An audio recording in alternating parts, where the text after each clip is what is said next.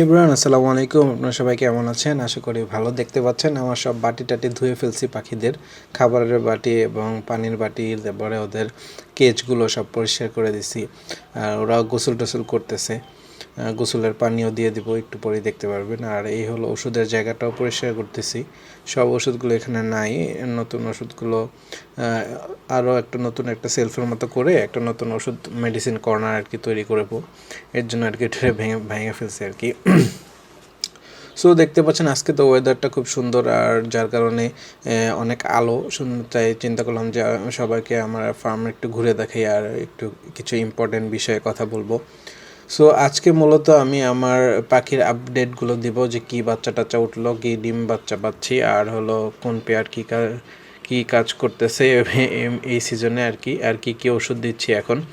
আর আপনার আর মূলত আজকের ভিডিওর মেন টপিকটা হবে যে আপনি কিভাবে হাইজিন মেনটেন করবেন পশু পাখি, আপনার যে ফার্ম কীভাবে পরিষ্কার পরিচ্ছন্ন রাখবেন, এবং কিভাবে ওদেরকে সুস্থ সবল রাখার জন্য একদম ভালোভাবে পরিষ্কার করে কি ওষুধ ব্যবহার করবেন, ওই জিনিসগুলো দেখতে পাচ্ছেন। ওদেরকে আমি গোসল করার জন্য একটু পানি দিয়ে দিলাম, যেহেতু আজকে বাইরে থেকে রোদ আসতেছে সুন্দর, এই কারণে আমি একটু পানি দিয়ে দিলাম যে ওরা একটু গোসল করে ফ্রেশ হয়ে নেয়, কারণ এমনিতেই বহুদিন যাবৎ গোসল টোসল করতে পারে না ঠান্ডার কারণে। যেহেতু আজকে মোটামুটি ভালো রোদ উঠছে আর টেম্পারেচারটাও একটু বেশি, তাই ভাবতেছি যে ওরা আজকে একটু গোসলটা করে রাখ। এর জন্য দেখতে পাচ্ছেন আমি যে অল্প একটু করে পানি দিয়ে দিছি, এই অল্প পানিতেই ওরা সুন্দর গোসল করতে পারে। দেখতে পাচ্ছেন এই যে সুন্দর গোসল করতেছে। এর আগে ওদের খাবারের বক্সগুলো এবং সফট ফুড সব খাবার দাবার আমি দিয়ে দিছিলাম, ওরা খাওয়া দাওয়া করছে। তারপরে দেখলাম যে পানির বাটি থেকে গোসল করতে যাচ্ছে, পরে তাই একটু বাটিতে পানি দিয়ে দিলাম। দেখতে পাচ্ছেন যে সুন্দর গোসল করতেছে। গোসল করাইতে পারলে কিন্তু খুব ভালো, তবে খুব এই যে দেখেন ফুল রোদ পড়ছে আমার কেজের মধ্যে, এই কারণে এখন আমি গোসল করতে দিচ্ছি। এটা কোনো সমস্যা নাই, এরকম কোনো ভয় নাই। কিন্তু আপনার কেজে যদি রোদ না আসে বা এরকম যদি হয়, আর যদি ঠান্ডা থাকে, আপনি যদি পানি দিয়ে দেন তাহলে কিন্তু ওরা গোসল করে নেবে ঠিকই, কিন্তু ঠান্ডা লেগে যাবে। তাই অবশ্যই এইরকম ওয়েদারেই গোসলের জন্য পানি টানি দিয়ে দিবেন।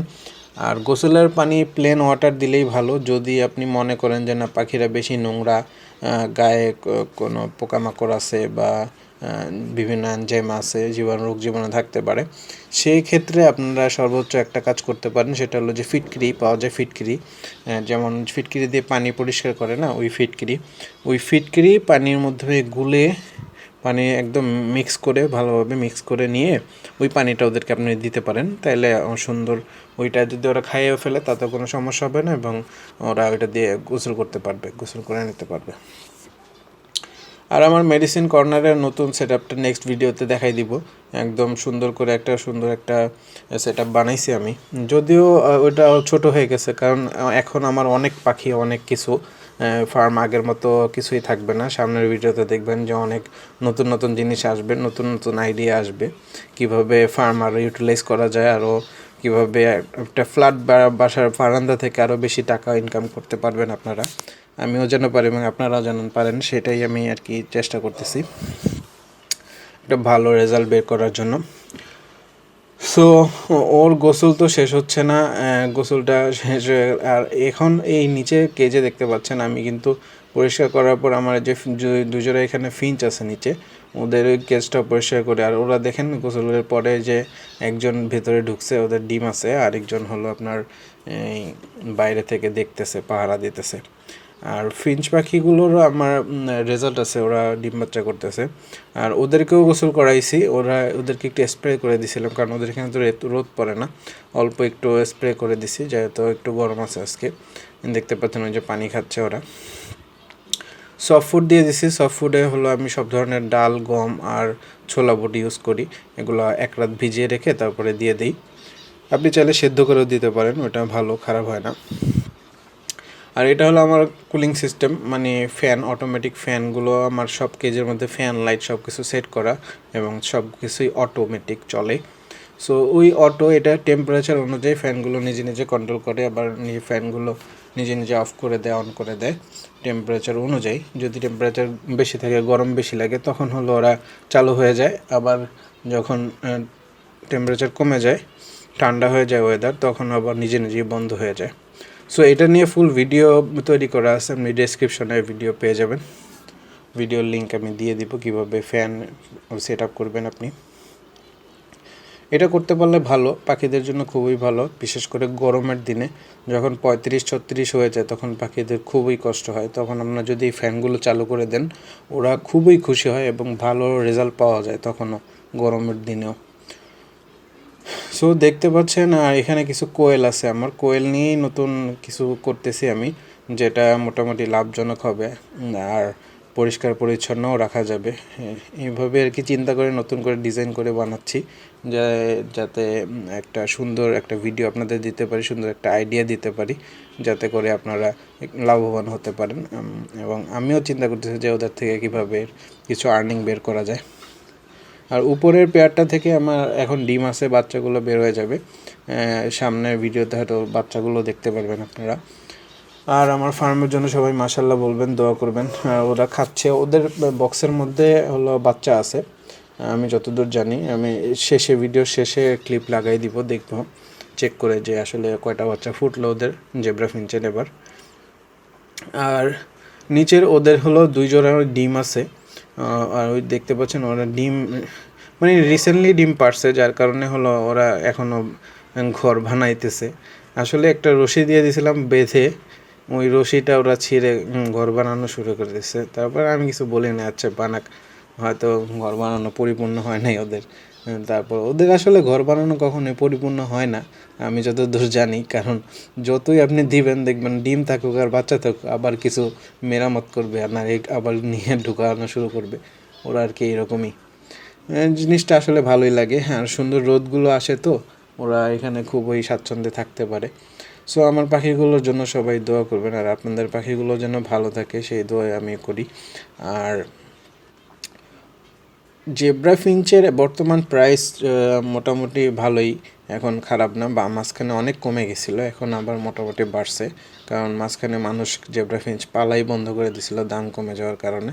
এখন মোটামুটি 800-1000 টাকায় একটা রানিং পেয়ার সেল করা যায়। বাচ্চাগুলো হয়তো 300 টাকা, 250 টাকা, 300 টাকা পার পিস সেল করা যায়, 500 টাকা জোড়া সেল করা যায়, 600 টাকা জোড়া সেল করা যায় বাচ্চা। সো এক জোড়া পাখি থেকে যদি আপনি 5টা-6টা বাচ্চা পান, এটা মোটামুটি খারাপ না, মোটামুটি ভালোই।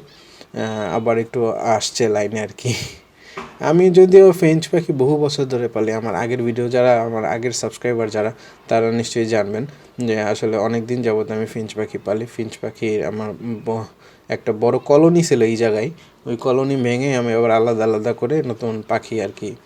মূলত আমার ফার্মিং শুরুই, মানে পাখির জগতের ফার্মিং শুরুই ফিঞ্চ পাখি দিয়ে। আর ছোটোবেলা থেকে হলো আমি আপনার পাখিগুলো কবুতর, আমার কি ছোটোবেলা থেকে কবুতর আছে আর কি, ওই কবুতরগুলো আমি পালি। মাঝে মাঝে হয়তো দেখবেন আপনারা যে কিছু কবুতরের ছবি আমি আপলোড করি, যাদের বয়স অনেক অনেক, যারা এখনো বিশ্বাস করবেন না বললে, অনেক দিন যাবত ওরা আমার কাছে আছে। সো চলেন এই বক্সটা খুলে দেখি, বক্সটার মধ্যে আসলে কয়টা বাচ্চা বা কী আছে, ওদের রেজাল্টটা কী। বক্সটা আমি খুলে নিছি, দেখতে পাচ্ছেন। এই যে বক্সের মধ্যে আমি যা দেখতে পারলাম যে 2টা মেল বাচ্চা হয়েছে এবার, 2টা জেব্রা মেল বাচ্চাই হবে, যেহেতু কালো কালো একদমই। সো ওদের একদম কফ ফুল আছে, ভালোভাবে খাওয়াইছে এবং হেলদি আছে, দেখতে পাচ্ছেন মাশাল্লাহ, সবাই মাশাল্লাহ বলবেন। আর যেহেতু মোটামুটি ওরা ব্রিডিং করতেছে, এটা ওদের সেকেন্ড টাইম ব্রিডিং, এর আগে মনে হয় 3টা বাচ্চা উঠেছিল, এবার 2টা উঠাইছে। আমি আসলে ব্যস্ত থাকার কারণে ডিম টিম খাওয়াইতে পারি নাই, এই কারণে হয়তো একটু বাচ্চা কম উঠছে এবার। সমস্যা নেই, নেক্সট ব্রিডিংয়ে ইনশাল্লাহ ভালো একটা টেক কেয়ার করার চেষ্টা করব। তবে জেব্রা ফিঞ্চ ওদেরকে আলাদা পালার চেয়ে আমার মনে হয় কলোনি করে পারলে সবচেয়ে ভালো রেজাল্ট পাওয়া যায়, আমি যতদূর বুঝি। কারণ আমার যখন কলোনি ছিল তখন আমি মোটামুটি 10 জোড়া পাখি উঠাইছিলাম, এখান থেকে 7 জোড়া রানিং থাকতো অলওয়েজ। ওইখান থেকে প্রতি মাসে আমি প্রায় 30টার মতো বাচ্চা পেয়ে যেতাম প্রতি মাসে, তখন খুব ভালো একটা রেজাল্ট আসতো। কিন্তু এখন মানে কি বলবো, আরও বেশি হয়তো, কিন্তু এখন মানে আলাদা আলাদা করে দেওয়াতে অত ভালো কিন্তু রেজাল্ট আসতেছে না। সো সবাই ভালো থাকবেন, আল্লাহ হাফেজ, আসসালামু আলাইকুম।